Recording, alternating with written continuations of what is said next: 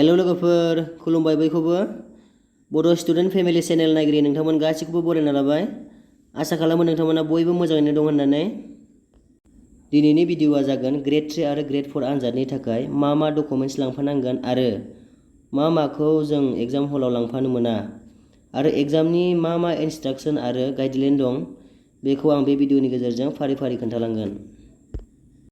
नोंथांमोना भिडिअखौ स्किप खालामाजासे जोबजासिम नायलांगोन होननानै आसा खालामनाय थाबाय।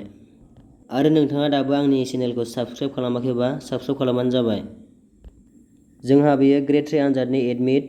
बे एडमिट कार्डजों लोगोसे आनजाद हलाव मोनब्रै डकुमेन्ट्सनि गेजेराव आधार कार्ड, पान कार्ड, भटार कार्ड आरो ड्राइभिं लाइसेन्स बेफोरनि गेजेराव जायखिजाया मोनसे अरिजिनेल डकुमेन्ट्स आइडि प्रुफ लांफानांगोन। जोंहा एडमिट कार्डआव गावनि नाम, बिमा-बिफानि नाम, डेट अफ बार्थ दं। नोंनि एडमिट कार्डआव थानाय नेम स्पेलिंजों गावनि अरिजिनेल आइडि प्रुफजों गासिबो सेम जानांगोन, अब्लासो एग्जाम हलाव आनजाद होनो थाखाय हाबनो मोनगोन।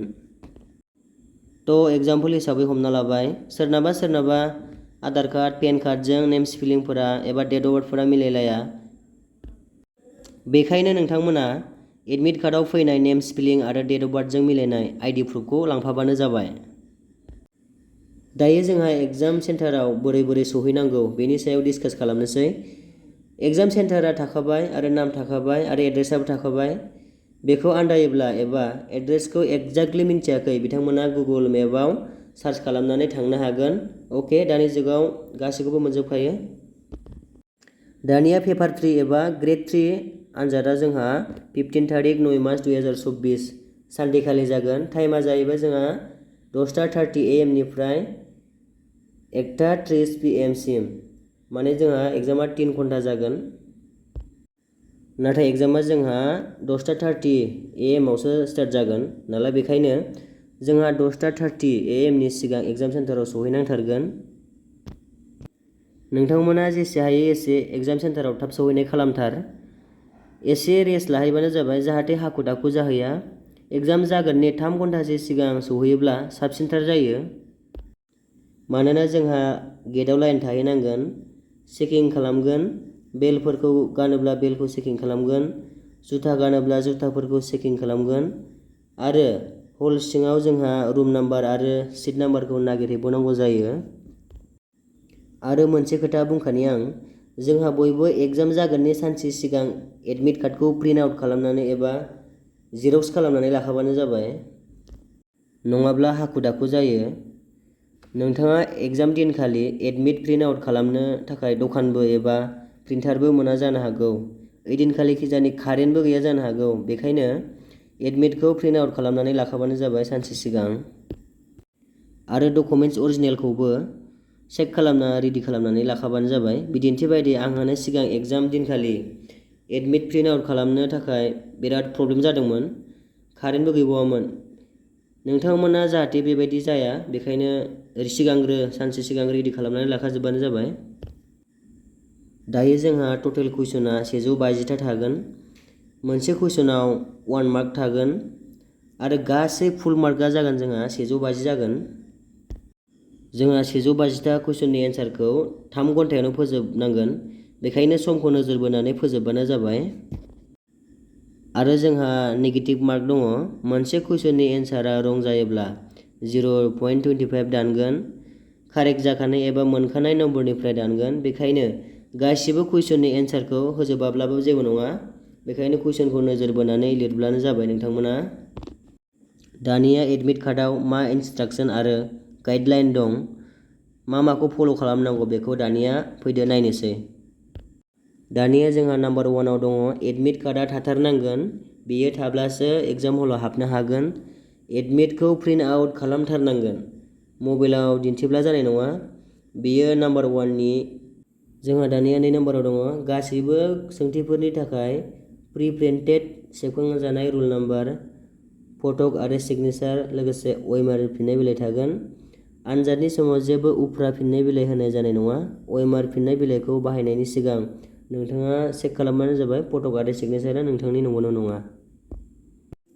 जोंहा 3 नाम्बाराव दङ गासैबो आनजाद होगिरिफोरनो कुइसन बुकलेट होनाय जागोन। जोंहा कुइसन बुकलेटआव सिरिसआ ABCD दङ।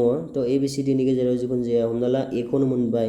एखौ मोनोब्ला जोंहा OMR शीटआव OMR एन्सार शीटआव जोंहा एखौ फिलआप खालामनांगोन आरो जोंहा OMR शीटआव फिलआपबो खालामनांगोन। एखौ ओरै गल दागो होनांगोन, मोजाङै नायनानै खालामबानो जाबाय। आरो जोंहा एखौ OMR एन्सार शीटआव फिलआपबो खालामनांगोन आरो बेंखन गल राउन्डबो बोनांगोन। आरो बुजियाखैब्ला सारमोननाव सोंबानो जाबाय, नोंथांनि खथायाव गोलैनाय सारमोननाव। नाथाय मोनसे बाथ्रा, OMR शीट आरो कुइसन बुकलेट पेपारा डेमेज जानाय एबा जिनाय, थनथ्र'नाय एबा गोरोन्थि दङब्ला बेखौ थाबैनो 5 मिनिटनि गेजेरावनो एग्जाम इनचार्जनो खिन्थायोब्लानो जोंहा पेपारखौ गोदान मोनगोन। बेखौ नोंथांमोना गोसोआव लाबानो जाबाय। नोंथांमोना एडमिट कार्डआव माखासे इन्सट्राक्सन नुगोन, बेखौ नोंथांमोना फरायबानो जाबाय। आं दायो इम्परटेन्टखौ खोन्थालांसै। गासिखौबो खोन्थालाङोब्ला भिडिअआ एसे गोलाव जागोन, बेखायनो सर्टै आङो गोनांखौ खोन्थालांसै। जोंहा बेखौ गोसोआव लाखि, एग्जाम जाफुबाय थानाय समाव जोंहा हाबनो मोननाय नङा रावबो।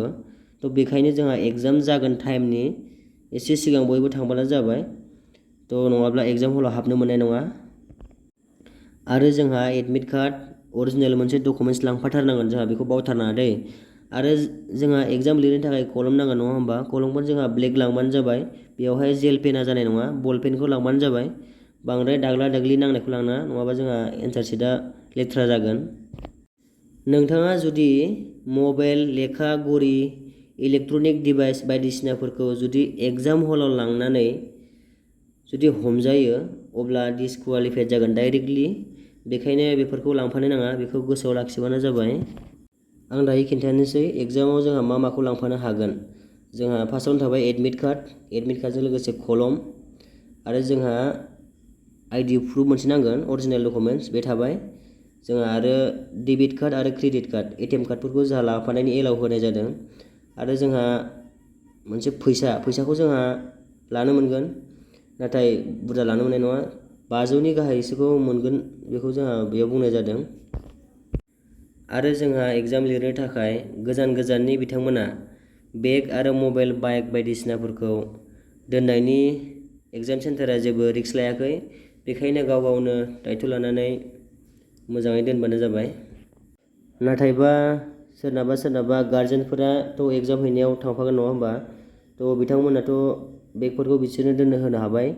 नाथायबा जाय बिथांमोना हारसिङै थांगोन, बिथांमोना बेगफोरखौ मायाव दोनगोन? बिथांमोना खाथियाव दखानफोर दङब्ला मोजाङै रायज्लायनानै एसे एनै फैसा होनानैबाबो दोनथ'नो हागोन, नङाबा बेफोरनि रिक्सफ्रा गावनावनो थाजोबगोन। एग्जाम सेन्टारा बेखौ जेबो केयार खालामनाय नङा। जोंहा कुइसन पेपारा बर'आवबो थागोन, ओमफ्राय आरो जोंहा इंलिसनिबो दङ। नोंथांमोना बर'खौ बुजियाबा इंलिसाव नायनाबो नोंथांमोना एन्सारखौ होनो हागोन। जाय एग्जाम होगोन बिथांमोना मोजाङैनो होबानो जाबाय। गासिबनिबो थाखाय मोजां रिजाल्ट फैगोनखौ आसा खालामबाय। भिडिअखौ जोबजासिम नायनायनि थाखाय गोजोन्थों, साबायखर। साबस्क्राइब खालामाखैबा नोंथाङा दाबो साबस्क्राइब खालामलांबानो जाबाय।